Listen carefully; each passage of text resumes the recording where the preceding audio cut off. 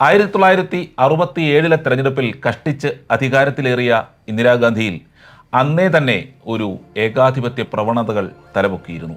1969 president തെരഞ്ഞെടുപ്പിൽ കോൺഗ്രസ് സ്ഥാനാർത്ഥിയായിരുന്ന നീലം സഞ്ജീവ റെഡ്ഡിയെ പരാജയപ്പെടുത്തി എതിർപക്ഷത്തിന്റെ സ്ഥാനാർത്ഥിയായിരുന്ന V ഗിരിയെ പ്രസിഡന്റാക്കിയതിനു പിന്നിൽ ഇന്ദിരയായിരുന്നു.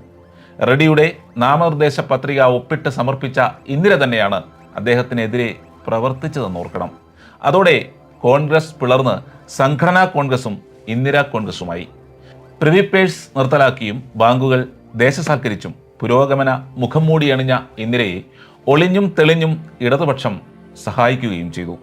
1971 പൊതു തെരഞ്ഞെടുപ്പിൽ 2/3 ഭൂരിപക്ഷത്തോടെ ഇന്ദിരാഗാന്ധി അധികാരത്തിലേറി.